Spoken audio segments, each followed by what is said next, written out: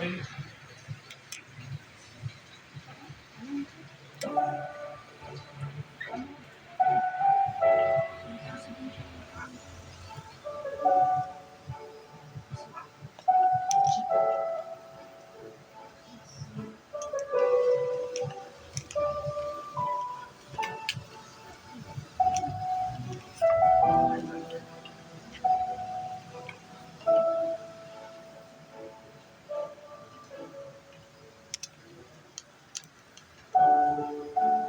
ขาจะได้อะไรถ้าเขาทำแบบนี้ทุกวัน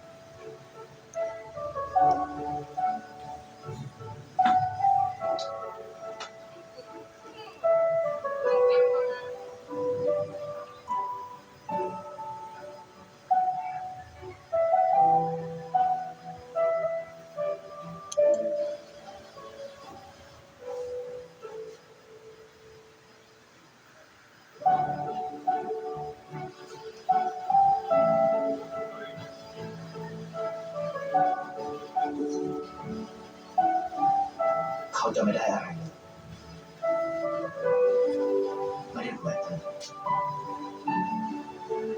ไม่ได้ออกทีวีไม่มีใครรู้จักไม่ได้มีชื่อเสียงที่มากขึ้น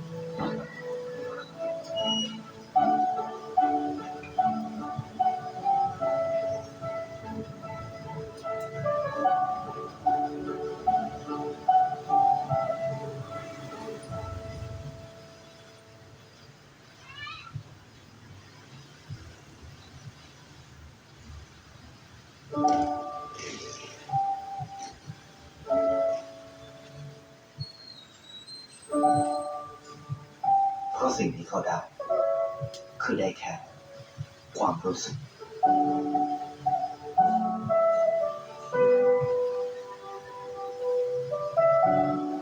ได้เห็นความสุข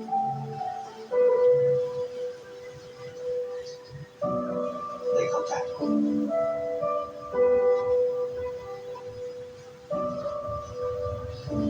ได้ความรัก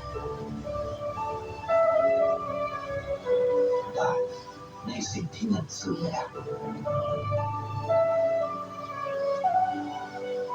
ได้โลกที่สวยงามกว่านั้น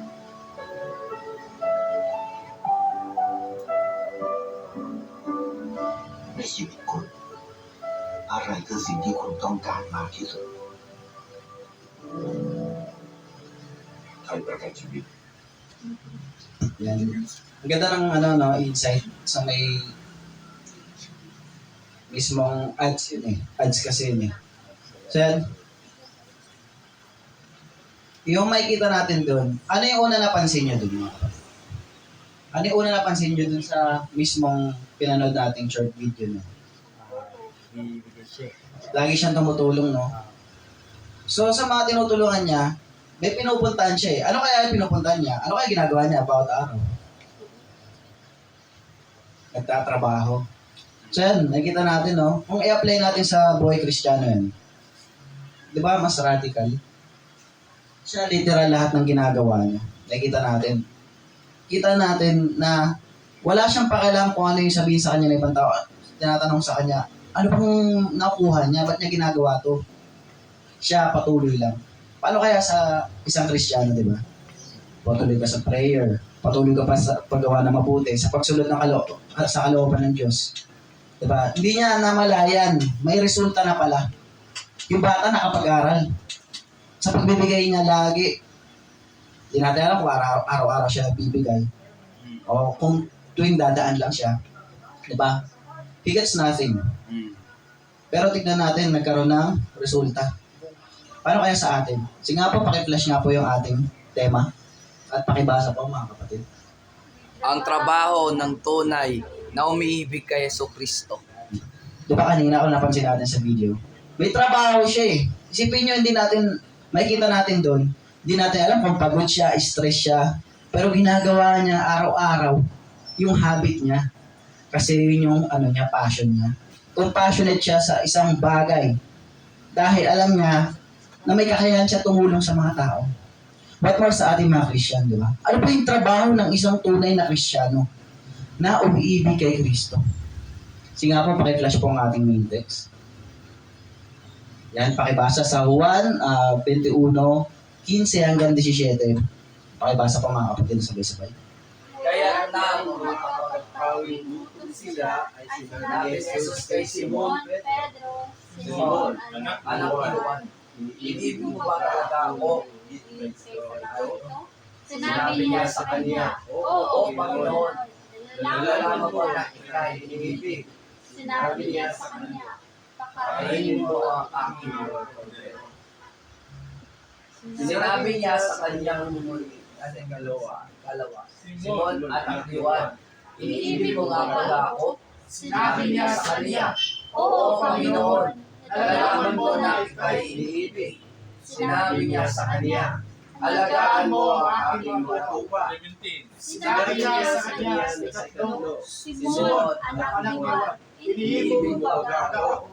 Nalumbay si Pedro sapagkat sa kanya'y sinabi ni Pedro, iniibig mo ba ako?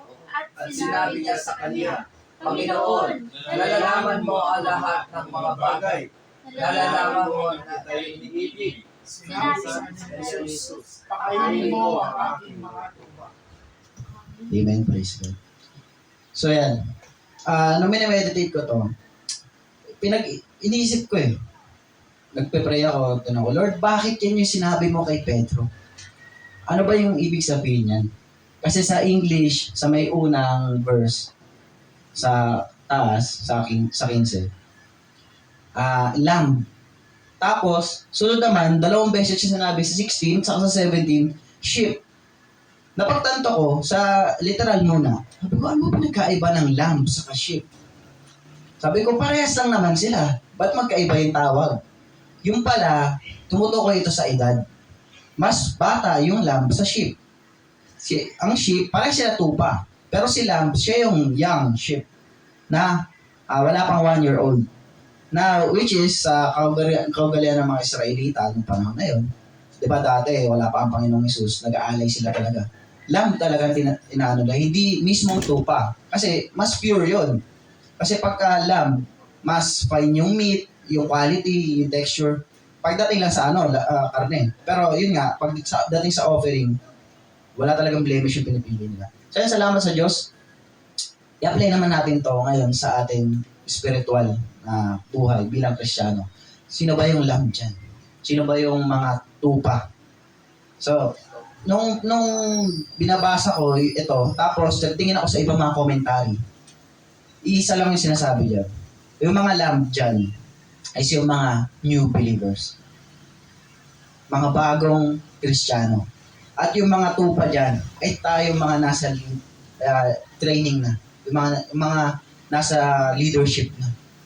So yan, bakit sinabi kay Pedro yan? Kasi, yan, yung context na po na yan, ay resurrected na ang Panginoon. Hindi nga nila nakilala ang Panginoon na yan. Ang Panginoong Jesus Kasi, malay natin, sa background na yan, kung ibang physical na anyo ang ginamit ng Panginoong Hesus, di agad nila nakilala. Pero na nakasama nila, nalaman nila by the Spirit na ang Panginoong Hesus na nagsasalita. Kasi kung physical sa physical lang, kung mag-ibang anyo ang Panginoong Hesus, mayroon makilala pero hindi. The Spirit speaks. At saka, alam nila kung paano nagsasalita ang Panginoon kahit mag-ibang anyo pa na nasa unang form pa siya ng flesh. Diba? Pero resurrected yan. Anyways, mga kapatid, bakit ito yung pag-uusapan natin ngayon? Kasi, isa lang yung point dyan Ang tanong dyan, Simon Pedro, iniibig mo ba talaga ako? Tignan natin yung mga sarili natin, mga kapatid, na nagtatanong ang Panginoong Hesus, bakit 3 beses tinanongan dyan si Pedro? Yung pala, applied dyan yung ginawa ni Pedro. Di ba? Kinailan niya ng 3 beses ang Panginoon. Nung sinaktal na. Dahil si Judas mismo yung naging nag-traidor. Pero yun, anyways, nalungkot si Pedro dyan. Bakit? Akala niya sinusubok siya. Malay natin, hindi naman sinabi niya. Akala niya sinusubok siya or walang tiwala sa kanya, pero hindi. Sinabi niya sa huli, di ba? Nalalaman mo ang lahat ng mga bagay, nalalaman mo na kita'y iniibig. Bakit kaya 3 beses? Kasi ang tao, madalas, pabago-bago ng isip. Diba? So yan, salamat sa Diyos dahil may natutunan tayo dito pa lang sa main text natin. So yan, paki-flash po yung ating unang division. So yan, pakibasa mga kapatid sa unang natin. Matibay na ebidensya mula sa taong sumusunod kay Yeso Kristo. Ibig sabihin, matibay na ebidensya. Kitang-kita mo. Hindi lang sa literal mga kapatid Kung sa literal kasi pwedeng madaya May mga tao kasi naglilingkod daw sa Diyos. Pero sa iba, nakatuon yung kanilang mga desire. Yung mga, kumbaga, ano ba yung target nila. Pero, yung sinasabi yung matibay na ebidensya is mararamdaman mo spiritually sa tao na yun. Hindi lang makikita. Bonus na nga yung makita mo sa kanya Oo. Diba? Bonus na yun. Pero, ang tao na yan, kung ikaw, lumalapit ka sa Panginoon, kahit hindi ka man ganon kalalim, pero nagtatry hard ka, mararanasan mo sa tao na tunay na sumusunod sa Panginoong Kristo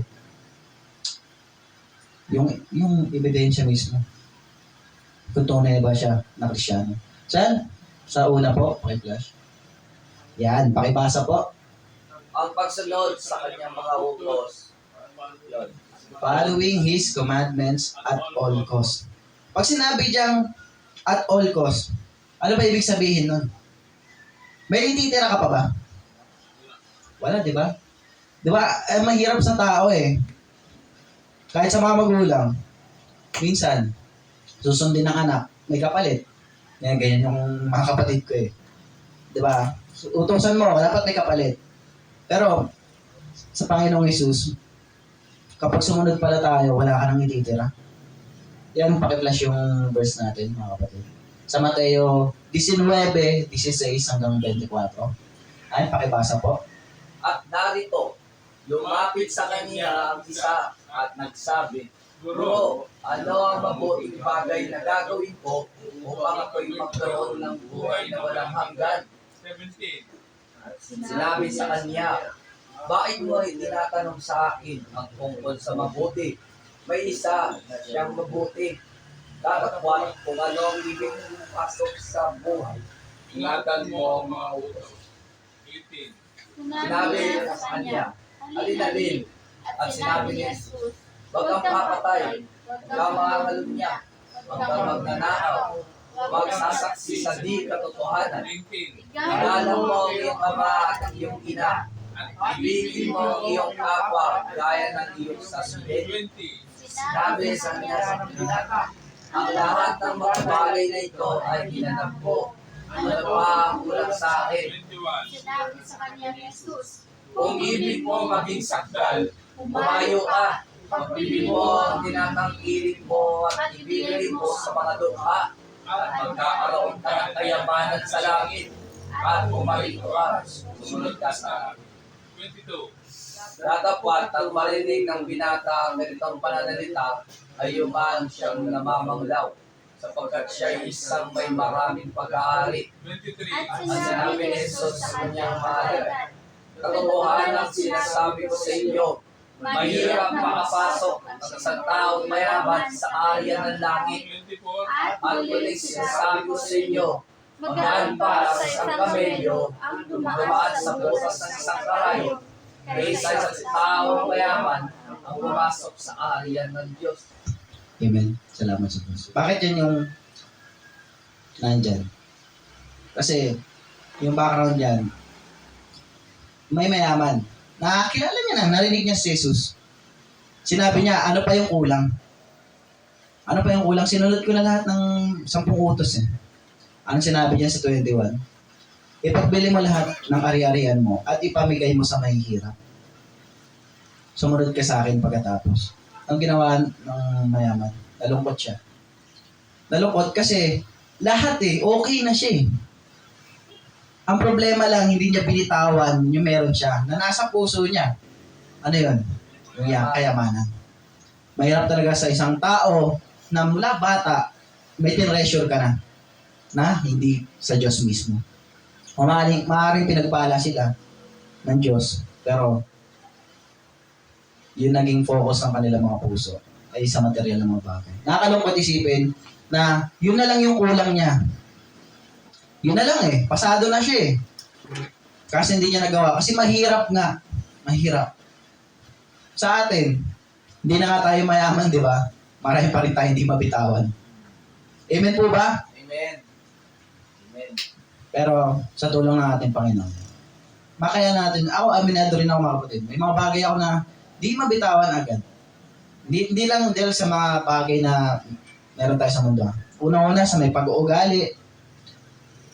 Kasi yun nga, madalas akong, yun nga, number one ko talaga, madalas akong mabilis mainis. Yun yung problema sa akin. Pero salamat sa Diyos, napipigilan ko yung mga ganun at naibabaling ko sa ibang mga bagay. Kagaya kagabi, anong oras na naman, may nag-iingay na naman. Ang ginawa ko, nag-pray na lang ako. Kaysa sabihan ko ng sabihan yung kapitbahay namin na nag-iingay. Nag-pray na lang ako, Lord, kayo na bahala. Ayaw ko masira yung gabi na to, na matutulog ako, na may sama ng loob o may inis sa kapwa ko. Yes. Amen. Pero salamat sa Diyos, di ba? May nakatulog na ako. Yun nga lang problema. Hindi kami nagising ng naayon sa oras. Nagulat ako, 7:35 na. Maaaring hindi nag-alarm o hindi namin narinig alarm. Pero yun, patawaran kami ng Diyos. Pero salamat pa rin kasi nandito kami. So yan, ano pa yung sinabi dyan? Nalungkot yung mayaman. Kasi hindi niya kayang bitawan eh. Tapos, sinabi ng Panginoon Jesus, napakahirap talaga. Sa isang mayaman, walang problema dyan ko sana eh. Na sinabi yung ano eh. Kasi, pag sinabing mayaman dyan, generalize na yun. Ano ba pinapalaga ng mayaman? Bakit ba yumaman ang isang mayamang tao? Bukod sa nagmana lamang. Yung talagang naging successful. Ano ba yung mahalaga sa kanya? Ang pagpapayaman. Yun na kasi yung nasa puso niya. Diba? Bakit? Dami nagtatanong, ba't dami mahirap na Kristyano? Bakit ba? Eh, hindi naman nais ng Diyos na magpayaman dito ang isang tagasunod niya. Kaya lagi ko tinitignan si Apostol Pablo. Isipin niyo mayaman na siya mga kapatid. Mayaman na siya eh. Abogado siya, pariseyo. Mahirap ba yun? Mayaman siya. Pero tinalikuran niya yun. Hindi sinabi sa Biblia mga kapatid. Pero makikita natin doon na bago siya nagtapos yung buhay niya sa pagiging Kristiyano. Nagtitinda siya ng tolda. Di ba? Mga tent. Isipin nyo, sa mayaman, from mayaman, bumaba siya. Bakit? Hindi yun yung nais ng Diyos sa kanya. Manatili siya sa comfort zone. So yun yung comfort zone na mayaman. Nakakalungkot. Hindi niya nabitawan. Sa atin ba, di ba? At all cost. Lahat eh. Yan na yung meron yung mayaman eh. Yan na yung meron siya sa buhay niya. Kayamanan niya, pag-aari. Hindi niya nabitawan. Kasi mahirap. Marami siyang what if. Diba? Di natin nakikita dyan sa konteksto, pero, diba, yung insight po. So yan, maliwanag na po. Following His commandments at all cost. Sa number 1. Pangalawa po, yan, pakibasa po. Yan, mahirap. Ang pag-agaw sa mga tao na papuntang impyerno. To pull out the others out of fire. Ang pag-agaw sa mga tao na papuntang impyerno. May idea na tayo dyan kung anong verse niyan. Trabaho natin yan, di ba? Kung kanina yung sa may nakita nating video, wala siyang reklamo, nagtatrabaho siya, di ba? Nagtatrabaho siya, hindi natin alam kung napagod siya, na-stress. Pero yung pagtulong niya sa kapwa, isipin nyo, araw-araw, yung halaman, hindi lang tao yung nakikita natin doon yung halaman mismo, may care din siya. Lagi niya nilalagay sa mismong tubig, yung may pag-ulan, may tumutulo, nilalagay niya lagi yung halaman. Hanggang sa yung halaman na yan, tumubo, may resulta, hindi niya alam sa katagalan. Diba? At ano pa, yung bata, ang napulubi, na nakapag-aral dahil sa bibigay niya lagi ng pera. At yung lagi niya tinutulungan na tindera, iangat yung mismong parang kariton niya. Tapos, yung matanda, lagi niya binibigyan ng saging, naging healthy. Diba? Marami po na mangyayaring resulta kung tayo hindi tumitigil sa pagtatrabaho. Amen po ba, mga kapatid? So, yan, paki-flash po yung ating main verse. Ay, yung verse yan. Sa Judas or sa Jude, verse 1, chapter 1, verse 23. Pakibasa po, nasabay-sabay. At ang iba ay inyong iligtas, aagawin ninyo sa apoy. At ang iba ay inyong kahabagan na may takot, na inyong kaputan, pagyan gamit ng alam ng isa ng tama. So yan, mabigat yun ang trabaho mga kapatid. Agawin yung mga nanganganib sa apoy. Sino ba yung mga tao na yun? Yung mga tao na ayaw tumanggap sa Diyos, ayaw maglingkod sa Diyos, pero sarili lang ginagawa nila, makakapagpasaya sa kanila. At pakilala nila yung Diyos sa pangalan, pero hindi nila matanggap yung paglilingkod sa Kanya. Nakakalungkot isipin, isa sa mga pamilya ko yan, yung nanay ko. May napag-usapan kami nakaraan, sabi niya, malabo na daw mangyari lahat ng nakasulat sa Biblia. Kinontra ko agad yun. Pinagtanggol ko yung side ng Diyos. Sabi ko, paano mo sasabihin na malabo? Naniniwala nga kayo sa Diyos, di ba? Bakit mo sasabihin hindi mangyayari lahat yan? Malabo na yan. Eh dapat pala hindi na lang kayo maniwala sa Diyos. Kasi hindi niya pinaluwayan yung salita niya. Ginanong ko siya diretso. Hindi dahil galit ako sa kanya. Kundi against yun sa salita ng Diyos. Kasi yung nangyayaring mga gera daw ngayon, yung paggunaw daw ng mundo, malabo na daw. Malabo. Ba't kayo naniniwala pa sa Diyos kung hindi niyo paniniwalaan yung sinabi ng Diyos? Sabi ko sa kanya.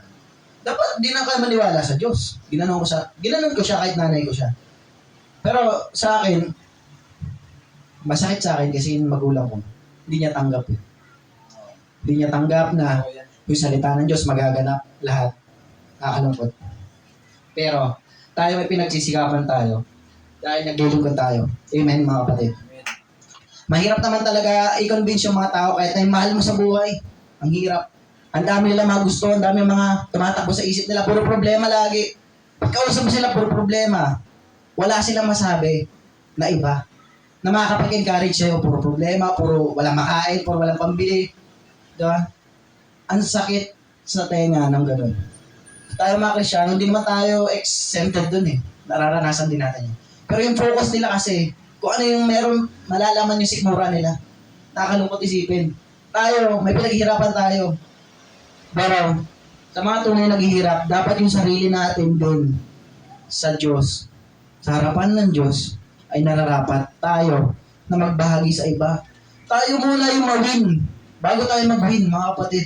Ang hirap magbahagi sa iba nang wala kang mismong ginagawa. Kung ano yung nais ng Diyos sa buhay mo, tapos sasabihin mo sa iba, ganito yung gawin natin, tapos hindi mo naman ginagawa. Babalik sa iyo mga kapatid. Babalik sa atin yan. Dapat nga, supposedly may invite ako ngayon, na tatlo yan. Kapatid ko, tapos yung dalawang pinat ko. Dahil nga na-late kami, yan. Nag-usap-usap namin kahapon pa lang, nakarampa. Sabi ko, pupunta ako kayo pero yun nga.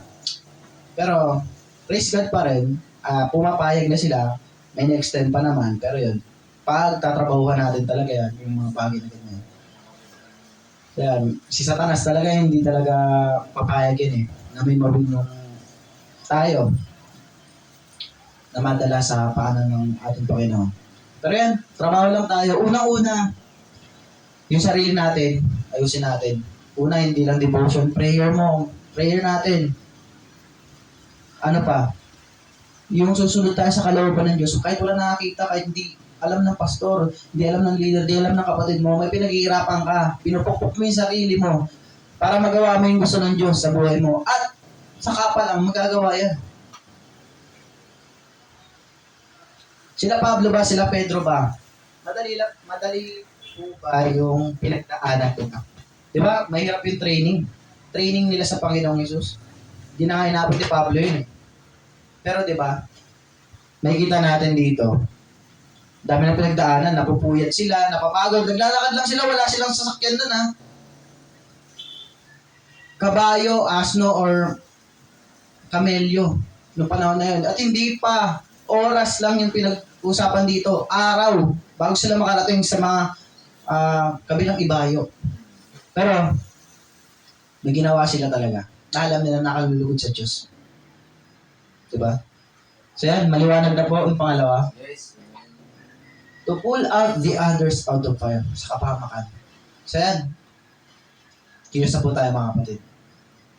Kung hindi natin kayang mag-share ng face-to-face o makapunta sa mga ibang lugar na makakilala tayo, pwede mo i-chat yan. Kung alam mo may problema sila, message mo. Ako, kung hindi talaga ako makapunta sa kabigla ko sa ibang tao, kinachat ko yung mga kaibigan ko, alam ko may problema o wala, kinakamusta ko. Marami pong paraan. Mag-pray ka para sa mga naghahayo. At kung nasa trabaho ka man, pwede ka mag-share, mapagkwentuhan. Diba? Kagaya niyan, yung stepfather ko, may konti kami. Salamat sa Diyos kasi nakaraan kasama ko siya. May tinry akong applyan pero hindi natin alam.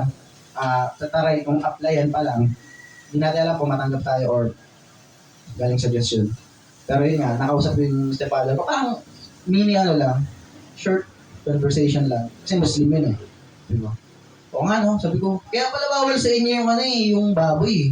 Madumi talaga sabi. Oo nga no. Sa Israel din pala, sabi ko, di rin pala kumakain ng baboy yung mga taga-Israel. Sabi, oo naman, sabi yung mga Hudyo yun. Sabi, sa inyo ganun din no? Oo. Pero, kumakain yun. Kahit Muslim yun. Pero yun nga, nasa tao kasi yan eh. Muslim o hindi. Diba? Pero anyways, salamat sa Diyos kasi magaan na yung pakikitungo niya sa akin. Alam mo yun, hindi ako nagpapasikat na Kristiyano ako. Pinapakita ko sa kanila na Kristiyano ako. Kahit na hindi ako perfectong Kristiyano. Alam niyang Christian ako kasi yung bungad niya agad sa may manager, yung in-introduce niya daw ako, sabi niya. Baka yung linggo niyo, pwede siyang mag-day off na linggo kasi alive yan. Yung pagkakilala nila sa atin, alive doon. Salamat sa Diyos. Mayroong pagbabago na hindi ko pinilit sa kanilang makita nila sa akin. Yung Diyos yung may kagagawan nun. Amen. Amen. Basta ako, may pinaghihirapan ako. At alam ko, yung pinaghihirapan ko, hindi masasayang yan. Dahil may ginagawa tayo, nakikita ng Diyos lahat yun. So yan, salamat sa Diyos. At number 3 po. Next. Yan, pakibasa po, mga kapatid na sabay-sabay. Ang pagtindig sa kalooban ng Diyos hanggang kamatayan. Standing firm in God's will until death. Yan. Pagtindig sa kalooban ng Diyos hanggang kamatayan. Yan yung final test. Yan yung test of faith talaga. Test of faith and love for God. Diba, may kita natin, may mga videos na pag-tribulation na may naiwan. Ba't sila naiwan? May kulang. Pero, minsan naiya ako sa mga video na gano'n. Kasi, kahit na alam niyang naiwan siya, may iba, may mga langgilan na namatay para kay Kristo. Yun yung test of faith nila, final na yun eh.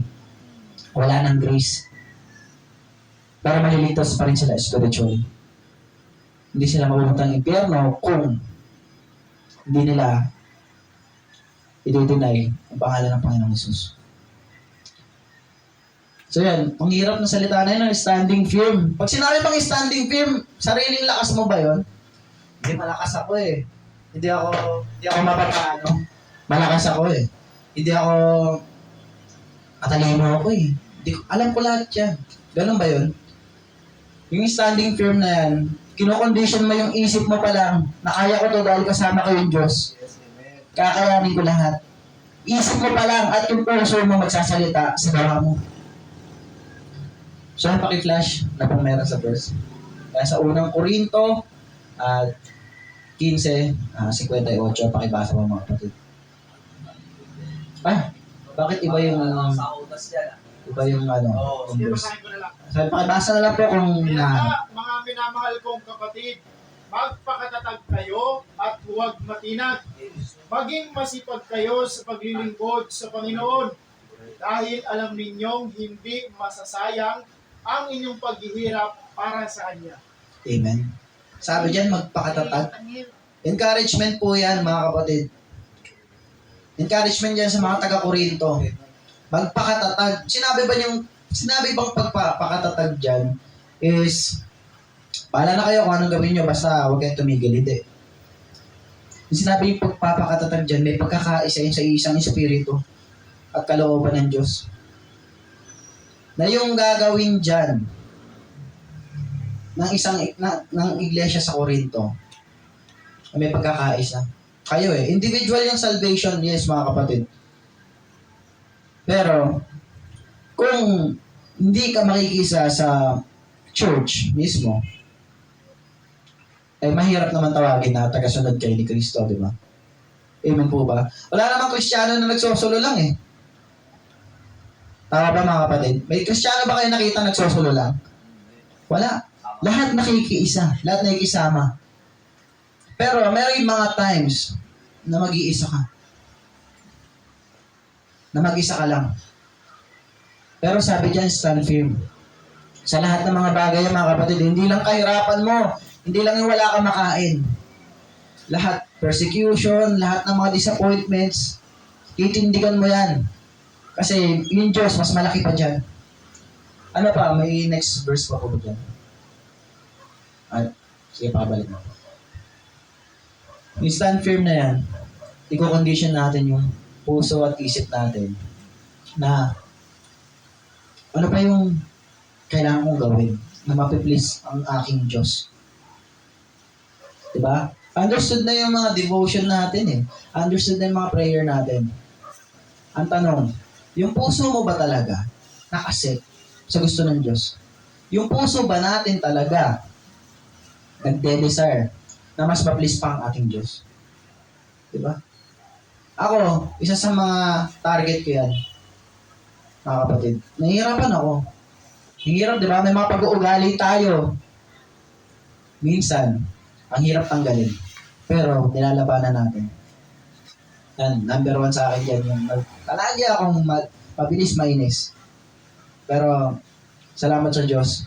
Kasi, ginadivert ko na lang. At, iniisip ko na lang, lagi iniisip ko. Oo nga, no? Si Kristo kaya, ano kaya yung ginawa niya? Naiinis siya sa mga tao eh. Sa palagay niyo mga kapatid, habang nagtuturo siya, hindi ba siya naiinis? Naiinis siya kasi ang mga tao matigas ang ulo, pabago-bago ng isip. At laging nagda-doubt. Lagi siyang sinusubok. Lalo na yung mga Pariseo. Mga Saduceo. Di ba? Pero ang ginawa ng Panginoon, He speaks out of love. He acts out of love. Lahat yun purong pag-ibig. Pinahirapan nga siya, wala siyang sinabi. Di ba? Sinasabi niya lang yung totoo na nanggaling sa Ama at sa Kanya. Di ba? So yun, salamat sa Diyos. Malinaw na po ba yung tatlo mga kapatid? Yes. Number 1 is, ano yung number 1? Kung natatandaan natin. Ang pagsanod sa kalooban ng Diyos. In all cost. Diba? Pagsunod sa kalooban ng Diyos hanggang kamatayan. Pangalawa is ang pag-agaw Ng mga tao. sa mga tao Papuntang na papuntang impyerno. Pangatlo is yan na, ang pagtindig sa kalooban ng Diyos hanggang kamatayan. Yan na po yung pinakauli. Yung una, kung doon pumasa na tayo, diba? Kung nasusunod kasi natin yung kalooban ng Diyos eh, hindi na mahirap sa atin mag-win. Amen po ba mga kapatid? Hindi na mahirap mag-win eh. Kung mahirapan ka man, may struggle ka man, hindi naman mawala yun. Pero, you strive harder. Wala namang naging madali sa mga apostol, sa mga disipulo. Lahat mahirap. Hanggang namatay sila, mahirap pa rin. At ano pa? Kapag ka naging constant ka sa buhay mo yan, at meron ka na ito, firm yung faith mo at pag-ibig mo sa Diyos. At sa kapwa mo hindi lang po usapin dito yung pag-ibig mo sa Diyos. Dapat ang ibig ka rin kahit sa kapwa mo, kahit nga kaaway mo eh. Babahaginan mo yan eh. Kung ano yung sinabi ni Kristo. Mahirap yun, di ba? Pagpatawad nga lang dati nahirapan pa ako eh. Yung namatay kong tita, mahirap ko patawarin yun. Pero salamat sa Diyos na patawad ko siya. Pero yun nga, huli na yung lahat. Hindi ko nasabi sa kanya yung buo. Kasi dati sinesharean ko na sila eh. Ayaw niyang tanggapin. Puro Maria sila. Ayaw niyang tanggapin. Yung anak ng Diyos, ayaw niyang sambahin. Gusto niya sambahin yung sumunod din sa Diyos. Diba? Nakakalungkot isipin. Sinasabi ko na sa kanila, sabi ko may Biblia kayo, basahin niyo po. Ayaw nila basahin, puro sila. Diba? Ang hirap ay pagtalo sa mga tao na puno ng espiritu ng kaaway. Hindi nila tatanggapin yung salita ng Diyos eh. Kahit paano sabihin mong common sense sa kanila. Diba? Ano pa? Pag meron ka na yung tatlo na yan, okay na ba yun? Meron pa dapat tayong pagkaligtaan. May dapat tayong tanggalin. May dapat tayong pagtrabahuhan. Kasi, ang kaaway, babalik yan sa nakaraan mo. Ano yung ginagawa mo ng nakaraan? kagaya nila Pedro, binabalikan sila ng mga nakaraan nila. Ginagamit yun ng kaaway. Sa atin ngayon, sa mga modern Christians, what more? Mas maraming tukso ngayon, mas maraming uri ng kasalanan. Yung dati, yung kasalanan, outdated, ngayon, updated na. Paano ko nasabi? Yes, same level. Walang mataas, walang pinakamababa. Lahat yan kasalanan. Pero, yung sinasabi ko po dito, maraming paraan para magkasala ang tao ngayon. Bukod sa pang-i-scam, bukod sa pagsisinungaling, pandaraya. Diba? Kala mo, tunay na Christian yung kaharap mo, yung pala. Kung ano pinagsasabi sa'yo, nagkakasala na siya. Puro na sa Diyos. Diba? Nakakalungkot isipin. So yan, paki-flash po yung pangalawang bahagi natin. Yan. Pakibasa po mga kapatid. Mga dapat iwasan sa buhay ng Kristiyano. Yan. Mga dapat iwasan sa buhay Kristiyano, yung buhay natin. Marami tayong pinaghihirapan sa mundo. Hindi lang yung pinansyal. Unang-una, sarili natin. Dati, nangungupit ka. Dati, nagmumura ka. Dati, mayabang ka. Dati, marami kang nakaraan na ngayon hindi mo na ginagawa. Pwede gamitin ng kaaway yan. Ano pa? Dati, mahilig ka manood ng mga malalas mga palabas. Di ba? Nakakalungkot isipin sa iba, present pa rin yan. Present pa rin yan mga kapatid. Hindi nila alam na namumuhay na sila sa dalawang pamumuhay. 50-50 yung Christian nila, tapos kalahati nasa computer. Di ba? Yung duality na hindi gusto ng Diyos. Gusto ng Diyos, isa lang. Kung sino yung pinaglilingkuran mo, yun yung sundin mo. Hindi sinasabi mo maglilingkod ka sa Diyos, tapos ginagawa mo naman yung ginagawa ng mga tao sa mundo. Di ba? Kaya nga, praise God sa atin, sa buhay natin. Kasi, hindi na tayo gaya ng iba. Nagsiselebrate ng Christian, magsiselebrate ng Halloween. Ano kaya yun? Magti-trick or treat pa. Tapos, pagdating December na mamaya, may pangangaroling pa. Anong klaseng Kristiyano yun, di ba? Hindi natin sila kinakondemn. Hindi nila alam or maaaring nagkulang yung mga pastor nila. So, hindi nila talaga tinatanggap. Dalawa lang kasi yan eh. Hindi nila alam or hindi nila tinatanggap. Yung totoo. Diba? Hindi na ako nakipag-argue dun sa mga yan. Kasi bakit? Christian ka. Christian kayo. Dapat, alamin nyo yung history. Alamin nyo yung anong ginawa ng mga disipulo, ng mga apostol. Ano ba yung meron sa kanila? Kaya, pag ako, talaga, minsan, naisip ko, kung ipipilit yan sa debate, sasabihin ko na lang, isang salita lang eh. Basahan mo ako sa talata sa Biblia na sinelebrate yung mga yan, isi-celebrate ko kasama ka. Yun na lang eh. Bakit? Sabihin modern. Modern na tayo ngayon eh. Dapat hindi KJ ang Christian. Yan lagi ko naririnig eh. Dapat hindi tayo KJ, hindi tayo purong banal lagi. Sa harapan ng mga tao. Anong gusto nyo? Siraulong Kristiyano? Wala namang ganun eh. Ang tunay na Kristiyano na pinaghihirapan. Yung katwiran at kabanalan, hindi gusto ng tao yun. Gusto ng Diyos yun para sa tao. Yun yung mali eh. Ang tao kasi, yung perspective nila sa kabanalan, lagi nagsisimba yung banal, tapos magmumura pag uwi. Banal. Nakakalungkot isipin, maling mali, yung pagkakaintindi nila sa kabanalan. So yan, pipeline po yung una. Yan, number 1, ang kayabangan. Parang kayabangan, maraming uri ng kayabangan eh. May maraming ego eh, kahit mga Kristiyano na, may ego pa rin eh. Sinabihan na ito yung gagawin. Hindi ng leader binaba ng leader yun dahil yun yung natutunan niya sa salita ng Diyos. Hindi pa rin sinunod. Anong tawag doon? Diba? Sundin po natin ang salita ng Diyos. Kaya yung leader natin nagpapasakop sa Diyos mismo. Hindi naman katulad ng ibang leader, diba? May ibang leader talaga na puro pera lang. Galing magturo, wala sa buhay. Yan. May iba pa rin eh. Present pa rin yan, di ba? Kayabangan. Mayabang sila, bakit? Marami na silang alam eh. Kaya ko na, alam ko na yan. Di ba pa sinasabi sa akin yan? Alam ko na yan. Hindi ka na lang mag-amen. Amen po. Amen. Di ba? Nasa isip pa. Alam ko na yun, ba't nagsasabi pa sa akin yan, leader ako eh. Alam ko na yun, matagal na akong Kristiyano. O hindi naman sa Christian, di ba? Sa tao na lang din. Pero usapin natin dito, Kristiyano talaga eh. Present pa rin niya sa iba. Kayabangan. Paki-flash nga po yung verse. Yan, sa Kawikaan, 16, 18 hanggang 19, pakibasa po mga kapatid. Ang kapalaluan ay nagpapauna sa kamaan at ang pagmamataas na diwa ay sa pagkabuwal. Maigi ang pagkaroon ng mapagpakumbabang loob na kasama ng luka kaysa bumahagi ng sabsab kasama. Palalo o mayabang. Diba? Yung kayabangan ay napupunta sa kapahamakan. Diba? Yung mataas na ere, yung mataas na diwa, yung mayabang ka, marami kang alam eh. Anong nangyari? Bumabagsak. Sabi diyan, mas maigim makasama yung mga dukha na mapagpakumbaba kaysa sa mga mayayabang na tao. Amen naman talaga. Ako, experience ko po yung mga kapatid. Nag-construction ako. Ito, compare ko lang.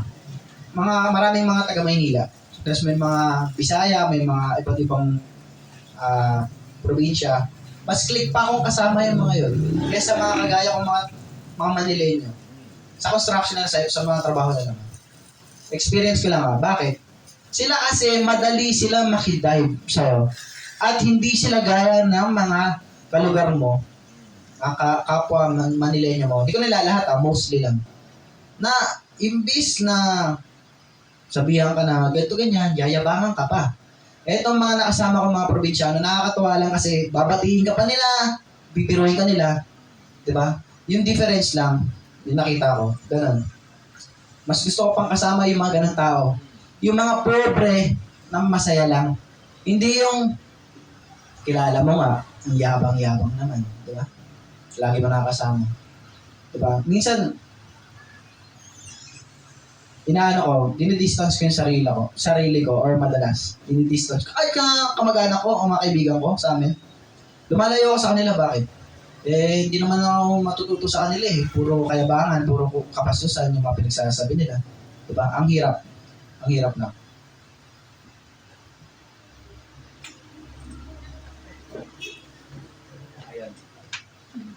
So yan, diba? Kayabangan. Ano pa? Meron pa po bang next verse yan? Meron pa. Ang katasaran. Papakibalik lang. So yan. Yung kayabangan. Present pa rin sa ibang mga Christian yan. Diba? Welcome po mga kapatid. So yan.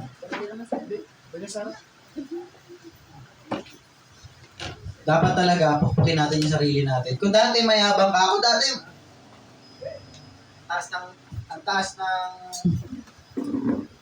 ano ko yung kayabangan ko eh. Alam mo, sa laking punto, wala akong sinisilo dati. Na kahit 6-footer ka pa, suntukan tayo yung gusto mo. Pero dati, yung ganun yung mindset ko kasi natutunan ko sa pamilya namin kasi. Hindi kami malalaking tao. Iba lang matatangkad sa amin. Pero yung natutunan ko po sa pamilya ko mga kapatid. Kapag ganito sa amin kapag kaya mo, makipag-away, go. Pagka hindi mo kaya, punta ka sa amin. Rise back. Pero ako, never ako nagsumbong sa kanila. Never ako nagsumbong. Yun yung kayabangan ko na mali pala. Na natutunan ko na naging Kristiyano ko ngayon. Yung kayabangan, yan yung nagpabagsak kay Lucifer, kay Satanas. Na dapat hindi maging present sa mga Kristiyano ngayon. Kasi maraming uri ng kayabangan di ba? Marami akong alam. Sciences, o mga theories, di ba? Kagaya niya, may napanood ako. Nakakatuwa lang isipin kasi may atheist na napanood ko na nagulat siya mismo sa sagot ng isang Christian. Na ang sinabi is, paano niya daw mapapatunayan na ang Diyos ay tunay na umiibig kung may impyerno? Ang sabi ng isang Christian, professor yan, hindi ko alam kung anong pangalan niya, sabi niya. Mahal ka ng Diyos, kaya ka nga malaya ngayon Bakit? Ginawa niya ba impyerno para sa mga tao? Hindi. Para sa demonyo at kay Satanas. Ang nangyari, nagkakataon, napupunta ang tao sa impyerno. Kasi bakit? Ayaw na sumunod sa Diyos. Pero mahal pa rin sila ng Diyos. Kaya nga hindi fino-force ang pag-ibig ng Diyos sa mga tao. Hindi ka pinupwersang ibigin mo siya. Hindi ka pinupwersang paglingkuran mo siya. Mahal ka pa rin niya. Pero ikaw pumili niyan. Yun yung sinabi. Hindi na siya nakasagot. Nakakatuwa lang isipin. Kasi may na-form na bagong kaisipan sa tao na yun. I think. Diba? So yan, balik tayo sa usapin natin. Kayabangan. Yan po talaga yung dapat mawala sa isang tao. Sa tao, lalo-lalo sa Kristiyano. Amen. Amen po ba mga kapatid? Kasi, ano naman mapapala ako, yung naging Christian na ako, ano naging mindset ko, ano mapapala ako kay pagtalo ko sa mga mayayabang tao? Kahit na mas may alam ako sa kanila. Wala rin naman eh, bababa ka lang sa level nila. Diba? Kasi, kagaya niyan, hindi ko na babanggitin yung pangalan, isa sa mga pinsan ko. Sobrang yabang talaga doon. Kahit na alam mong yung kokote niya, napakaliit. Pero hindi na ako na ipagtalo, umuoo na lang ako, minsan sumasagot ako kung alam kong out of the bounds na siya. Out of the bounds na siya na mali na yan. Diba? Kagaya nung sinabi ko about sa impyerno. Paano mo nasabi naghahari si Satanas sa impyerno? Eh, para sa kanya yun. Mapupunta siya doon. Wala naghahari sa impyerno, sabi ko. Tapos, syempre, di ba, ang hirap convince ng mga tao gano'n. Kahit na may alam sila tungkol sa Diyos, wala naman sa kanila. Parang wala lang. Sabi-sabi lang. So yan, malinaw po mga kapatid, ang kayabangan. Yung una, di ba, positive po. Ito, negative. Na dapat natin nagaling sa ating sarili. Yung una pong mga positive is, ang dapat ay ang pagsunod sa kalooban ng Diyos hanggang kamatayan. Pangalawa is, ang pag-agaw sa mga tao na papuntang impyerno. Pangatlo is, ang pagtindig sa kalooban ng Diyos. Diba? Hanggang kamatayan.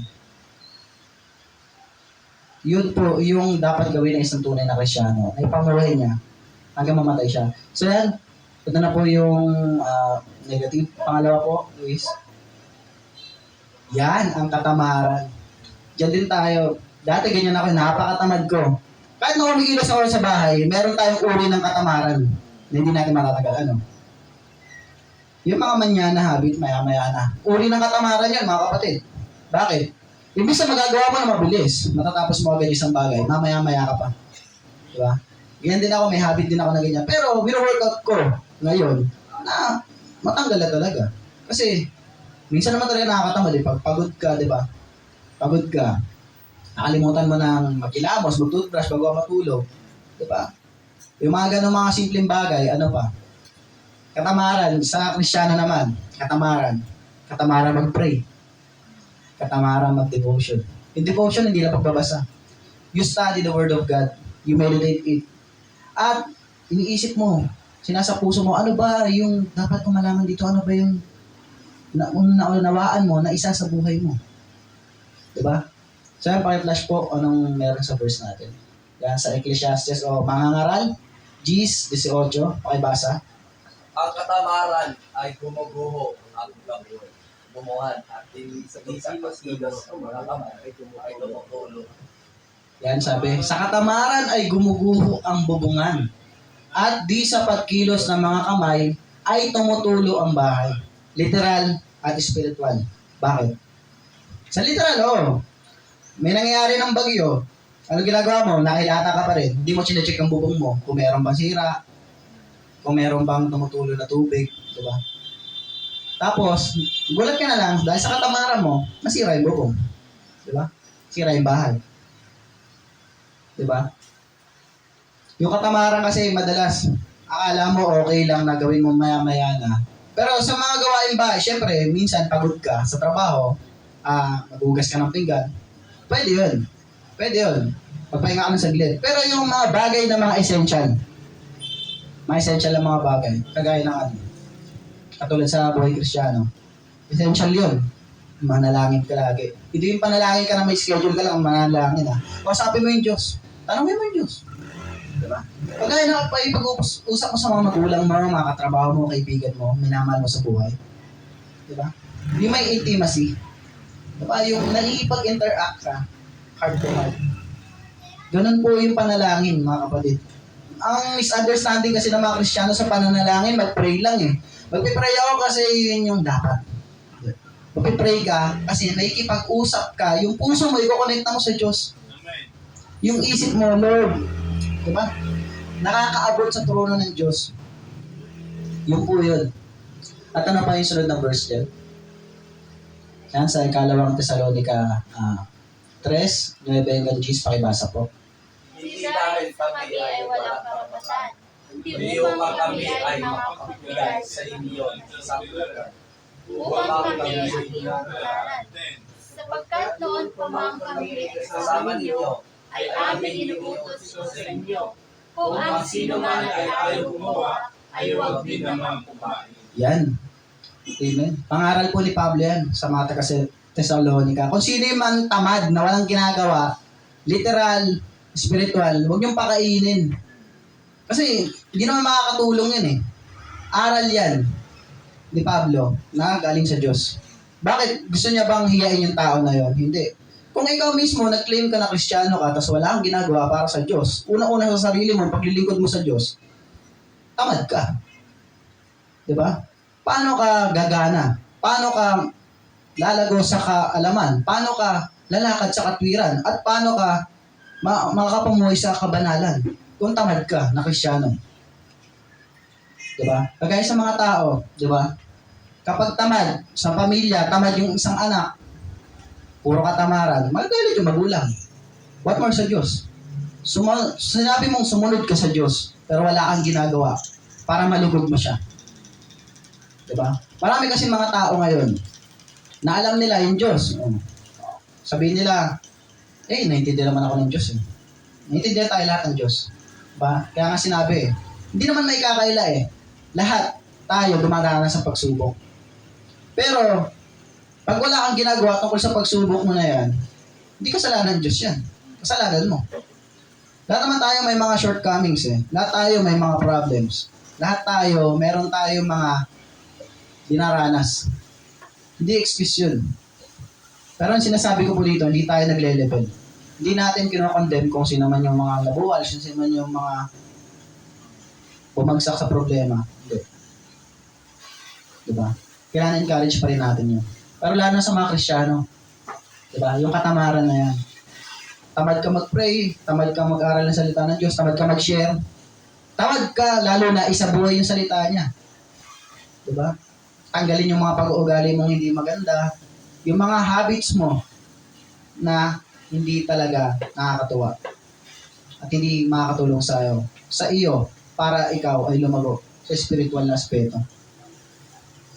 So yan, maliwanag na po. Una, kayabangan. Pangalawa, katamaran. Pangatlo po, kaduwagan. Pakipalitan nyo. Letter D. Ang kaduwagan. Ito ba yung pagiging duwag dyan? Yung may naghamon sa'yo ng away tapos di ka lumaban. Yun ba yun? Hindi po yun yung mga kapatid Yung pagiging duwag. Marami pong aspeto na papasukan yan eh. Diba? Kagaya ng self-pity. Parehas yan. Halos parehas. Kasi ang naawa sa sarili, papasok na po yung pagiging duwag dyan. Kasi bakit? Ayaw niyang mag-step up. Ayaw niyang lumago. Ayaw niyang abutin yung isang bagay. Ayaw niyang sumubok. So yan, yun yung isa sa mga kaduwagan. Paki-flash nga po, kapatid. Yan sa ikalawang Timoteo 1:7, pakibasa. Sapagkat hindi tayo binigyan ng Diyos ng spirito ng katakutan, kundi ng kapangyarihan, ng pag-ibig, ng kahusayan. Yan sa ibang salin po, kaduwagan. Sa mga tumanggap na mga Kristiyano, kung ikaw, madalas ka matakotin, bawa, November, tapos matakotin ka pa rin, tapos tumanggap ka bilang Kristiyano, anong espiritu yung tinanggap mo, kapatid? Yun yung tanong. Tumanggap ka ba talaga? Kasi, ang kaduwagan dyan na sinasabi, hindi lang yung dahil sa mga multo, yung mga kung ano, wala naman talaga multo. Hindi man totoo yun eh. Gumagawa yung jablo ng kamukha ng mga namatay ng mga tao para masabing multo yun. Pero hindi. Ang kaluluwa at espiritu ng tao ay hindi na nananatili dito. Sabi nga sa Hebreo 9:27, di ba? Lahat ng mga namatay na, pagkatapos, paghuhukom, may pupunta na sila langit or impyerno. Kaya ang labo po sabihin na, kagaya ng mga naniniwala sa mga multo-multo na yan, hindi naman po totoo yan. Ang Diablo, ang mga demonyo, marami silang ginagawa. Nakapangyarihan yung mga yan eh. Pero, dito lang. Dito lang sila makapangyarihan. Pagdating sa spiritual realm, wala silang kakayahan laban sa Diyos. So yan, nung kaduwagan, duwag ka. Paano duwag? Duwag ka sa leadership. Ayoko, di ko alam yan, pastor. Di ko po alam yan eh. Next time na lang. Pastor, ano eh, di po ako makakarating kasi ganito ganyan. Gumawa ka pa ng excuse, pero makakarating ka naman. Kasi ganito ganyan. Marami kang mga et cetera, marami kang mga pasubali para hindi ka lang makagawa sa nais paggawa sa ng Diyos. Di ba? Huwag ka sumubok. Huwag ka mag-share. Di ba? Natatakot ka na malaman ng mga tao na Kristiyano ka na, bakit ka na Christian kung natatakot ka malaman ng tao na pamilya mo na Christian ka na. Ako ganyan din ako nung una, pero mali pala. Kasi alam nila, okay, siraulo ko sa amin eh. Hindi naman basagulero. Yung Kenkoy, yung kasama ko lagi sa mga kalokohan, di ba? Ganun kasi yung naging buhay ko nun eh. Laking kali kasi ako eh. Kahit na nakapagtapos lang ako hanggang high school, laking kali ako eh. Kumbaga, anong oras ka na umuwi? Ganun yung buhay ko dati. Wala akong batas-batas sa bahay. Kahit bugbugin ako ng magulang ko, okay lang. Isang bugbog lang naman eh. Pwede naman ulitin. Di ba? Pero hindi. Nung nalaman ko yun, na ganito, dahil yung Kristiyano, dapat may tinitindigan ka. Yung katuwagan mo, di ba, marami tayong kahinaan sa sarili natin. Marami po tayong kahinaan. Aminado tayo dyan, pero sa kabila ng kahinaan natin, yung kalakasan natin si Kristo. Huwag ka maduwag. Kung tinuturuan ka, magpaturo ka. Makinig ka. Kung mahina, bagal ka gets. O, slow learner ka. Kaya yan. Tuloy-tuloy lang. Kaya po yan. So yan, maliwanag na po yung ating pinag-usapan ng mga negatibo. Huwag natin pagpatuloy na yan bilang Kristiyano. Yung kayabangan, katamaran at katuwagan. So yan, bilang conclusion po mga kapatid. Pakibasa po. Malinaw na po sa atin na magmanggap at akinika sa Panginoong Kristo. Tayo Tayo ay dapat dapat na ginagawa na may nakaangkla sa kalooban. Yan. May ginagawa ka bilang Kristiyano na nakaangkla sa kalooban ng Diyos. Hindi yung sarili mo lang. Marami kasi mga Christian ngayon, dapat isama mo yung Diyos sa plano mo. Plano mo? Plano ng Diyos dapat. Amen. Hindi plano mo. Kasi kung plano mo, mabubuwal yan. Gusto mo pang isama yung Diyos. Pero hindi mo naman maaaring isama yung Diyos doon. Pero may mali sa mindset ng ibang Kristiyano. Na isama mo sa plano mo, hindi. Yung plano ng Diyos, yung gawin mo. Amen. Amen po ba mga kapatid? So yan, sa bilang application po. Pakibasa po sa 1:6-27. Huwag kayong magtrabaho para lang sa pagkain nasisira, kundi hindi para sa pagkain hindi nasisira, at at nakakapagigay ng buhay na walang hanggan. Ako na anak ng tao ay siyang magbibigay sa inyo ng pagkain ito, dahil ako ang binigyan ng mga ng Kapangyarihan ng bigay nito. Yan, amen. Huwag tayo magtrabaho para lang sa mundong ito. Yes, nagtatrabaho tayo lahat. Pero huwag natin makalimutan na may Diyos tayo pinaglilingkuran. Amen. Na pinagtatrabahuan din natin. Hindi naman tayo tamad na Kristyano. Nagtatrabaho po tayo talaga. Pero huwag tayong ma-focus doon sa mga bagay na yun. Diba? Yung bread of life. Yung pagtrabaho natin yung gusto ni Kristo. So yan, patuloy lang po tayo. Encouragement ko sa bawat isa.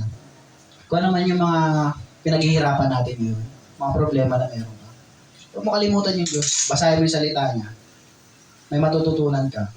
At tutulungan ka naman niya eh. Hindi ka naman, tatawag ka sa Diyos tapos hindi ka tutulungan. Siyempre, may pangailangan. Tatawag ka, bibigyan ka ng sagot. So yan, amen po. Tapos na po yung ating Sunday School. Binubuksan ko na po yung ating mga katanungan. Kung sino pong gusto magtanong, taas lang po kayo ng kamay. May magtatanong po ba? Pero pwede pa-play mo yung video kanina. Ay, Okay lang. paki-play daw po yung video.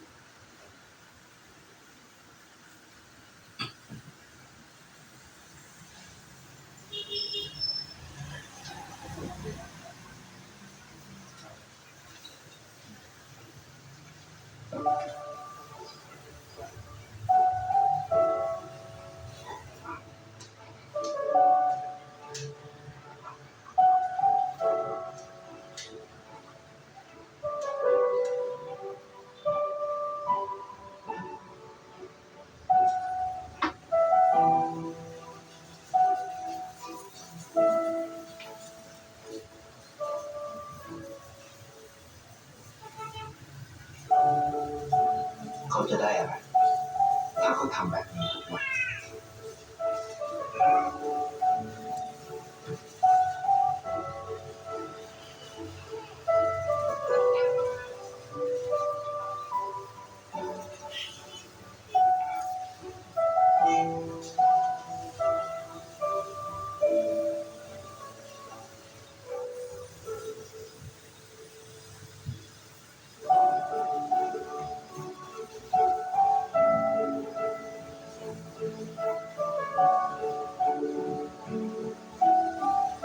เขาจะไม่ได้อะไรเลยไม่ได้รวยขึ้นไม่ได้ออกทีวีไม่มีใครรู้จักไม่ได้มีชื่อเสียงที่มากขึ้น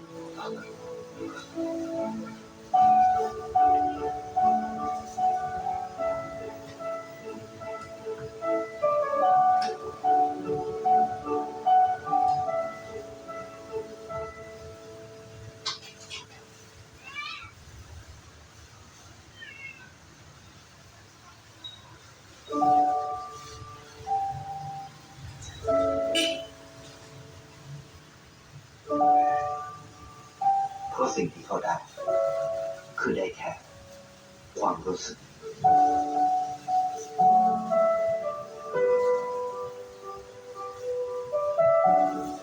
ได้เห็นความสุข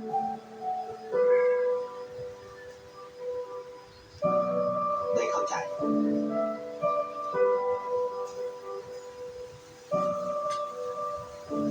ได้ความรัก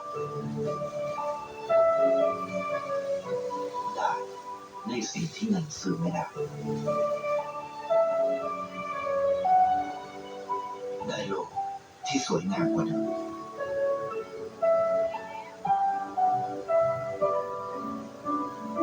ในชีวิตคุณอะไรคือสิ่งที่คุณต้องการมากที่สุดให้ประกันชีวิต Sir, may tanong po ba tayo, mga kapatid? Tanong ko bro, mula ko muna sa spiritual, ano? Doon nag-share siya. Sa spiritual, hindi tayo makakapag-share kung tayo po ay wala, di ba? Ganun din sa mundo. Hindi tayo makakapag-share kung wala tayo, ano? So, kailangan sa spiritual, kailangan magkaroon muna tayo para makapag-share din tayo. Yun lang, dinigdag ko lang yan. Nakakalagdagan na po. Kaya tama naman po. Yung sinabi ni Brother Ryan, salamat po sa karagdagan. Tama naman yun sa spiritual.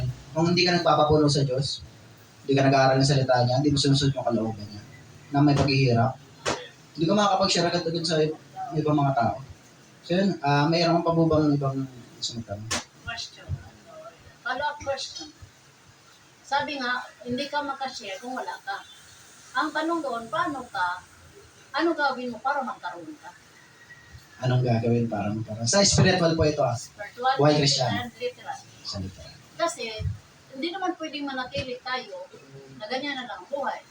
Aabang-abang para mabigyan. Dapat tayo talaga ang magbigay, lalo na kung ikaw ang may alam sa katotohanan. So, ang tanong, anong gagawin mo para makashare ka? Kasi mas masarap yung makashare kaysa magabang. Anong gagawin ng tao? Yes. Ayan, salamat po sa tanong. Ano daw yung gagawin ng tao para magkaroon?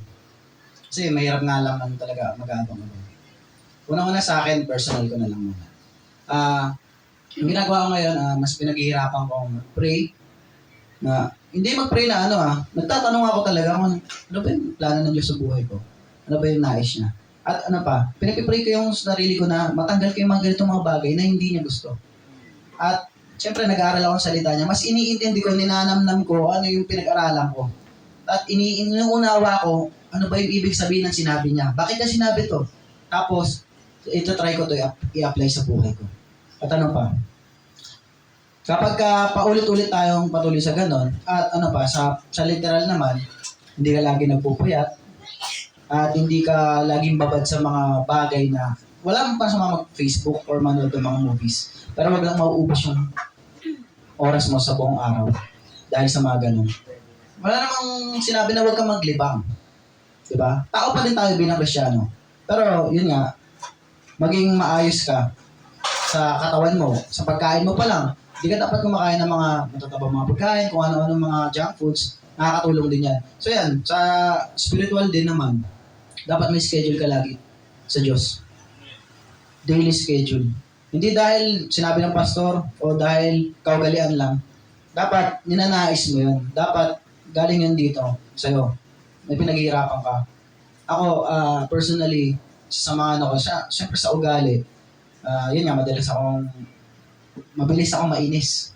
Lalo na sa mga kapwa na, mga kapitbahay, na nag-iingay ng kung anong oras na, mga ganun. So, yun yung gagawin po natin para tayo magkaroon.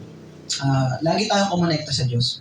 Matuto tayong umunawa sa Kanya, tapos sumunod. Siyempre, dapat i-workout mo yung pag-ibig mo sa Diyos. Kasi mahirap naman na sumusunod ka na hindi ka talagang umiibig sa Diyos. Kasi pag di mo naunawaan ang pag-ibig ng Diyos, mahirapan ka talaga sumunod. Mahirapan po tayo sumunod, mga kapatid.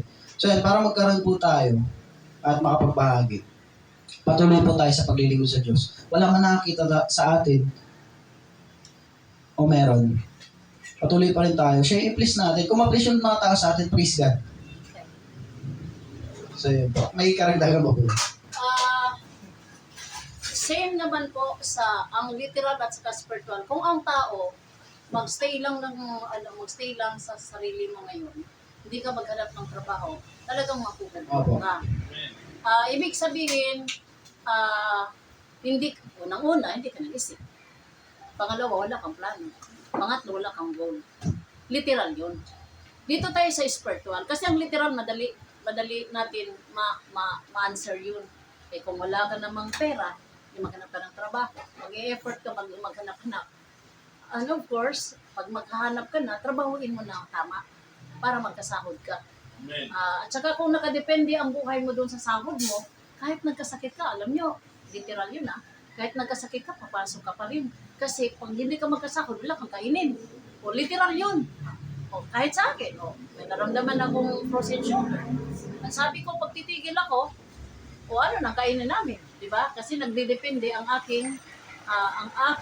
aming financial doon sa trabaho ko. Spiritually ganito. Sa spiritual, kahit may maramdaman kang hindi maganda, kailangan kumayod ka pa rin sa Diyos. For example, tinatamad ka. For example, na-discourage ka. Kahit anong mga naramdaman mo spiritual, nanghihina ka. Kasi anemic ka na Pag anemic ka spiritual, talagang hindi ka na magising. I mean, wala kang ganang magtrabaho, wala kang ganang mag-serve kay God. So, sabi nga, we have to look for treasures in heaven. Kailangan mo talagang maglingkod sa Diyos. Kasi pag hindi ka maglingkod sa Diyos, sobrang pobre ka talaga. In short, mamamatay ka na wala kang kaanoy-anoy. So, spiritually, kung ang tao sapat na sa kanila, ay nakakilala ko ng Diyos, nagsisimba na, naintindihan naman ako ni God. Pero wala ka talagang ginawa sa Diyos, in short, sobrang pobre ka talaga at huwag kang mag-isip na makapasok ka ng langit. Wala kang ginawa kagaya lang sa atin. Kunwari, hindi tayo magtrabaho, isip-isip tayo, kakain ako ng ice cream, kakain ako ng fried chicken, wala ka namang pambili. Lunok ka na lang sa laway mo, wala kang makain. Same in the spiritual. Kung wala tayong ginawa sa Diyos, wala tayong mapala. Di ba ang sinabi doon sa Matthew 25, ang galit si God sa mga tamad na mga tao na wala rin, pag sinabing tamad, walang ginagawa. Kasi nga, remind na lang natin, baka masabi nyo, wala, anong verse ba yun? Sige. Matthew 25, para lahat naman tayo makano. Matthew 25. Anong sabi dito sa Matthew 25? Okay. Matthew 25 verse 25. 26 na lang, 24 para alam natin ng konting istorya. Ito tong may nakatanggap ng puhunan. 5, 2, and 1. Dito tayo sa 5, of course, magaling sila, di ba?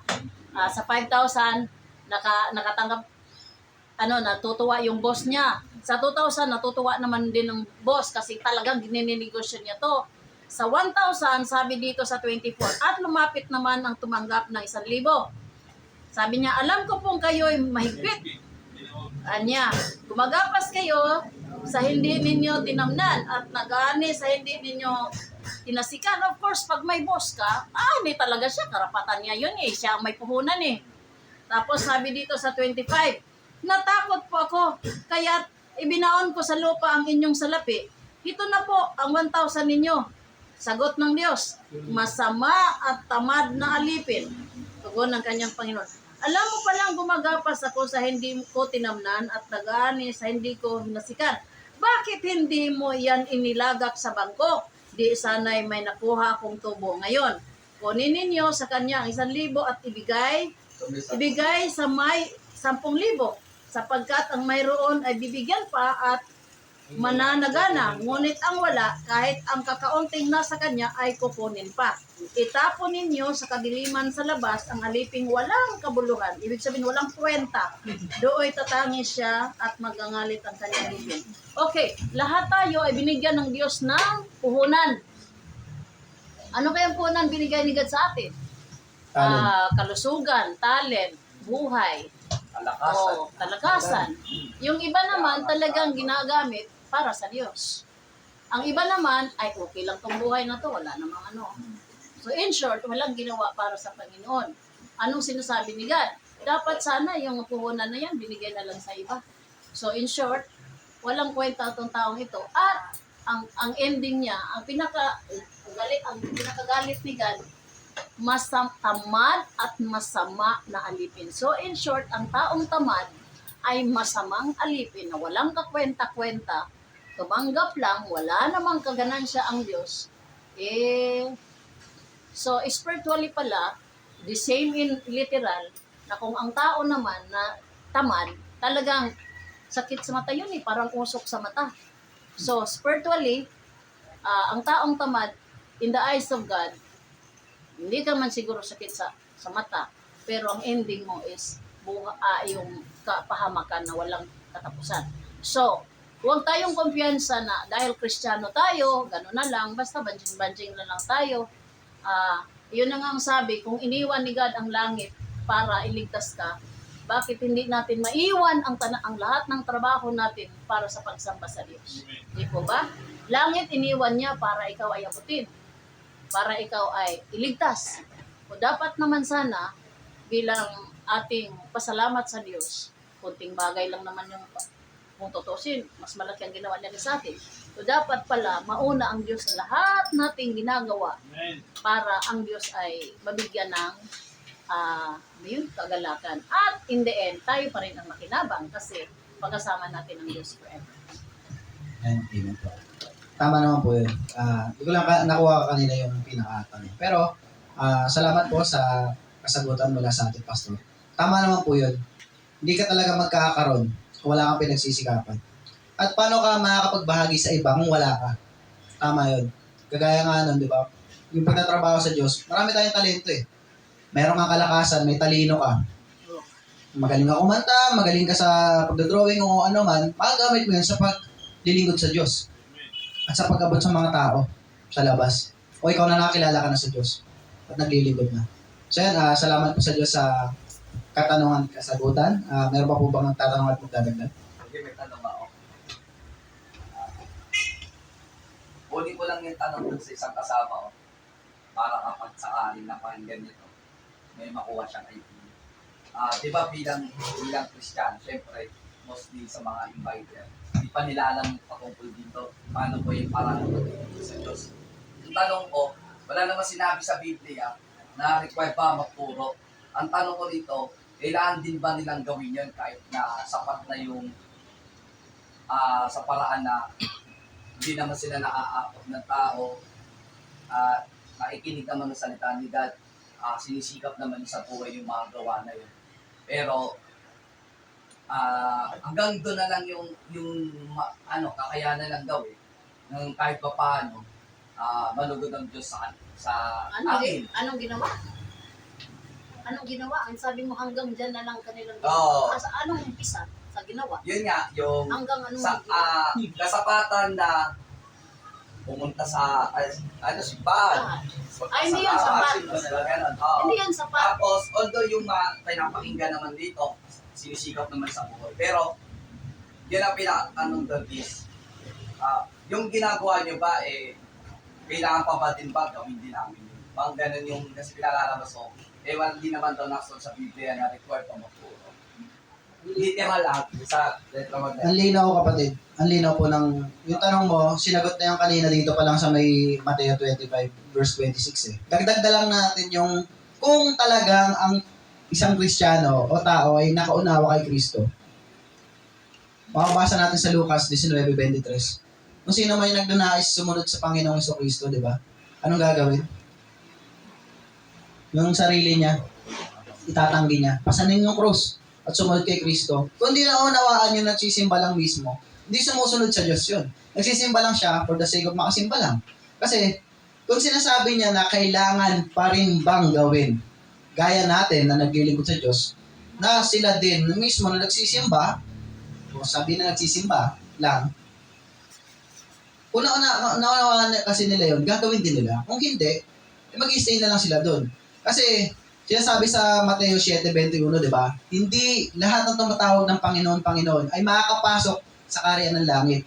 Ngunit yaon lamang sumusunod sa kalooban ng Ama na nasa langit. So, ibig sabihin ng pagsunod may pagkilos. Amen. Pag ang isang tao ay nasa loob ng panambahan, tapos labas-pasok lang, wala namang ginagawa, at wala namang natutunan talaga, wala namang isinasabuhay sa mga aral na napakinggan niya sa salita ng Diyos.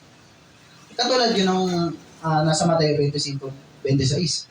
Yung tamad, masama at tamad na alipin. Kasi alam niya na yung gagawin niya eh. Wala pa siyang ginawang hakbang. Hindi pa siya kumilos. Anong mangyayari?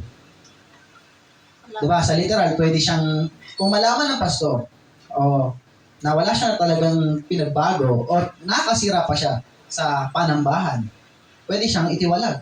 Sa iba yun. Pero, magiging present lang yun pag mabigat talaga yung ginawa ng isang tao. Pero, labas na tayo doon, yung pinag-usapan natin dito is, kailangan din bang gawin nila? Kung nakaunawa siya, gagawin niya talaga. Kailangan. Pero kung hindi niya naunawaan, bakit pa siya nagsisimba? Yun lang ang tanong natin doon. Bakit ka pa magsisimba? At bakit mo pa nakilala yung Diyos kung hindi mo siya susundin? Kagaya ng sagot ko sa sagot ko sa nanay ko, di ba? Sabi ko, kung sinasabi mong hindi mangyayari lahat ng nakasulat sa Biblia, na may hindi pa talaga mangyayari at mangyayari pa lang, bakit ka pa naniniwala sa Diyos? Dapat di ka na maniwala sa Diyos. Ganun na lang din, di ba? Di mo pinaniwalaan yung mga salita niya, dapat di ka na naman maniwala. Ganun din yun. Pasok din po yun doon na nagsisimba ka, naniniwala ka na may Diyos, hindi mo naman siya sinusunod. Useless. Useless. Wala pong kabuluhan yung ginagawa ng tao na yun. Sige po. Okay na. Sinabi mo kasi, Brother Ricky, na sabi, kung magsimba na nga, tapos kailangan pa bang magturo? Pwede naman siguro hindi magturo. Actually, ang tao kasi, hindi, magkaiba naman kasi ang tating. Pwede ka naman hindi magturo kung hindi ka marunong eh. Doon ka na lang maglinis ng simbahan. Or kaya, there are lots of ways that you can do the ministry. Kasi po, sa katawan ni Kristo, hindi lahat bibig. May mata, may kamay, may paa.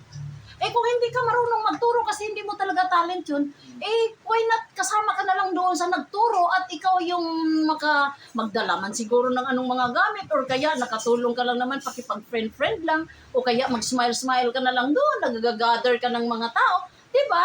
Kasi hindi naman po lahat ng mga tao pari-pariho ang gift. So siguro hindi mo napaintindi sa kanya, hindi mo siguro pinaintindi sa kanya na yung inisip niya, kung magsimba ba ako sa inyo, huwag naman yung magturo din. Diba? Hindi niya naintindihan yun. Dapat sinabi mo na, alam mo kapatid. Ano po ba talaga yung kapatid? Sinabi kasi magturo din daw sa kanya. May gusto umalis kasi sa kanya. Ang totoo niyan is, Ano po ba yung talaga niya yun, kahit hindi wala pa akong sinasabi sa kanya. May sinabi siya na ang paniniwala niya kasi is, kay God is, alam niya may Diyos. Alam niya yung paraan ng pagsamba. Alam niya din kung paano isa sa buhay. So anong problema niya? Ngayon, may insight doon na mas naunawaan natin kesa sa ginagawa niya na kung saan itinuturo ni Kristo, maging alipin siya. Ibig sabihin, kung ano yung tinuro ni Kristo, yun din dapat gagawin ng isang tunay na Kristiyano. Ngayon, pinabasa ko sa kanya yung Mateo 28, 19-20. Kung alipin tayo ng Diyos, syempre pag nananampalataya ka, matik, naniniwala ka na may Diyos. Ngayon, pag sinabing gawin lahat. Tanong ko sa kanya, may ititira ka ba dyan? Kasi yun ang sabi ni Kristo eh. Eh ngayon, may mga pastor nagtuturo. Ang punto rito is, ipinapakita niya sa sarili na hiya siya or gano'n. O, sabi na natin na okay. hindi naman mawawala yun Sige eh. na, diretso na lang Oo, na pero- hindi niya magawa ang lahat. hindi niya magawa. Pero Yun ganun ang naman. target doon, na hindi niya magawa ang Oo. lahat dahil hindi nga niya, hindi na kaya ang Oo. iba. So, ayun na nga, dapat diniretso mo sa kanya. Yun naman ang sabi Diretso mo sa kanya na Amen. kanya-kanya tayong talent binigay ng Diyos. Oo. Sa katawan ni God, may kanya-kanya tayo. Siguro hindi niya kaya yun. Aba, gawin niya ang kaya para sa Panginoon. Kasi naman talaga, hindi naman lahat sa katawan ni Kristo puro mata eh. Hindi naman din lahat puro bibig. May kanya-kanya tayong ability na binigay ni God. Dapat pinaintindi mo sa tao na, kasi ang tinuro mo kaagad, hindi pa nga niya kilala, napunta ka na kaagad sa witnessing na Hindi, mangaral. hindi, Kasi Pastora. hindi, sinabi mo Matthew 28. Pero, Ay, mangaral yun eh. Ay, mangaral yun eh. Witnessing yun eh. Mabigat masyado Hindi kasi, kasi nga, napakinggan niya, di ba, kung naalala niyo yung sinabi ko nung, napakinggan niya nga yung video na yun, na hindi ko naman alam. Tapos pinakinggan niya sa akin. Pero, nung narinig daw ako, Pastora, doon sa sinabi mo, kasi sabi niyo po kanina, yung, iba-iba yung calling. Tama yun, iba-ibang calling. Eh, paano, yun, hindi na, normal naman yun eh. Hindi naman nga PWD yun eh. Pero, imposible naman na yung tao na yun, hindi niya magawa yung nalooban ni God. Doon lang ako na parang medyo na kasi syempre, kumbaga nandun na nga yung sa part kanina yung katamaran. Talagang, syempre, tayo tao, may limitasyon. Pero kasi kasi target kasi natin dito, yung sisikapin talagang gampanin yun. Kahit meron pa nga na, kahit PWD, pero nagagawa pa rin ng almost perfect kaysa sa mga normal na tao. So gusto ko lang ipakita na tayo, pare-pareho, hindi tayo nagkakalayo sa iba na ganun. Basta umiibig kay Kristo, talagang nakalulugod pa rin sa Kanya, na ibibigay pa rin naman tayo paano yung may Okay. palugod. Okay, ano na lang, in short na lang, do what you can do for the Lord. Yes. Pag sinabing do what you can do, ibig sabihin yung kakayanan mo, gawin mo. Huwag na tayong magkumpara sa iba na ang galing nila, no? Kasi magkaiba-ibang yun nga gift. Basta maintindihan lang na tao, sige, maglingkod ka sa Diyos sa anong paraan. Amen. Kaysa naman maabutan ka, wala kang ginawa. Ay, kung wala ka namang ginawa, bakit papasukin ka, wala kang palang ginawa. Tama. Yes. Amen, praise God. Salamat po sa mga tanong at kasagutan. Tama naman po yun. Maraming paraan na kung hindi ka talaga sa pagtuturo, sa paghahayo, marami ka namang paraan na pwede magawa para sa Panginoon. Amen. Pwede kang naglilingkod. Makikita ng mga tao, mapiplease sila na nakikita nila yung Diyos sa buhay mo. Ay, maka-Diyos to. Ano ba meron sa'yo? Magtatanong sila. Diba? Kagaya ng isang napanood ko dati, na hindi siya nag-share madalas. Narinig lang nila yung mga worship song sa kanya at nakikita yung buhay niya na nabago talaga. Hanggang sa nakapag-invite siya. So marami pong paraan mga kapatid. So yun, ang point dito is, yun nga, sa may kanina tema, ang trabaho ng isang tunay na umiibig kay Yesu Cristo ay may paghihirap. Amen. Hindi puro hayahay. At galing yun sa pag-ibig niya, kaya siya sumusunod sa Diyos. So yun, encouragement sa bawat isa. Patuloy lang tayo kung ano man yung meron tayo ngayon na pinaghihirapan.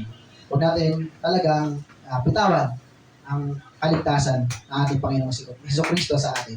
At syempre, yung pag-ibig niya. Yes. Panghawakan natin. Amen. Conclusion na first, dagdag ko lang, Gawa 14:22. Gawa 14:22, kung mabasa nyo, sa 14:22, sabi dito, pinatatag nila ang kalooban ng mga alagad at pinagpayuhan na manatiling tapat sa pananampalataya. Quote unquote, magdaranas muna tayo ng maraming kapighatian bago makapasok sa kaharian ng Diyos. Turo nila sa kanila.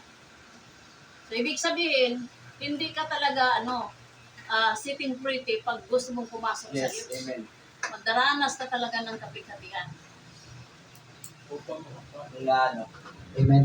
Ayan, maraming salamat po. Bago ka raw papasok sa kaharian ng Diyos, experience. kailangan mo daranasin mo na ang maraming kapighatian.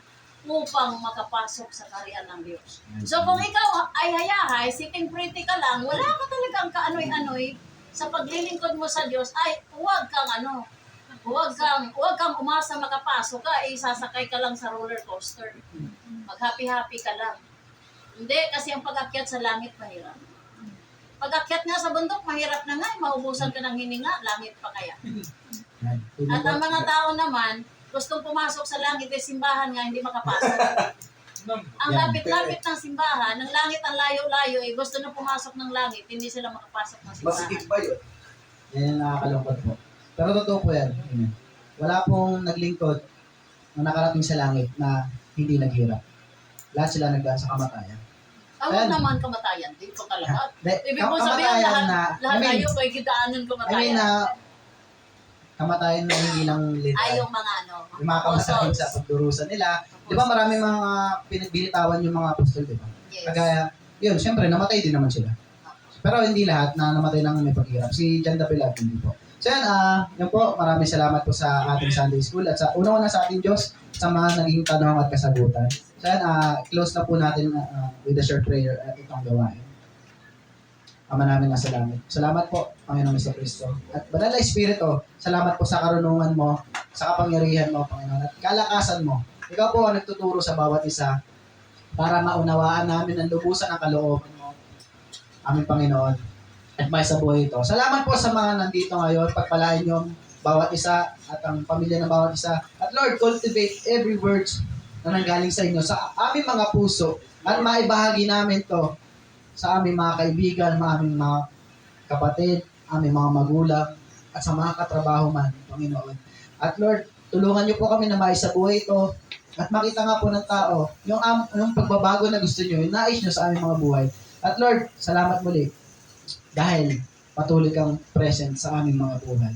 Lord, muli, pinagkakatiwala namin sa inyo lahat ng mangyayari. At sa aming mga natutunan, Lord, babaunin namin to dahil kasama ka namin. At Lord, binabalik namin sa inyo ang pinakamataas na kapasalamatan, kapurihan at pagsamba. Sa pangalan ng aming Panginoong Hesus. Amen. Ito po, short break lang po, mga mo daw. Tapos, tuloy na po tayo sa video.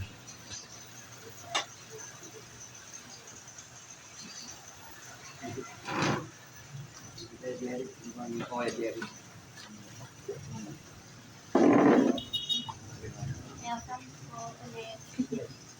Ayun lang, sasapatos ako.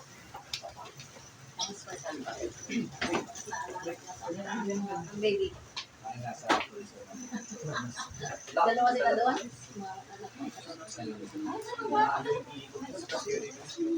sa Mayo kasi sa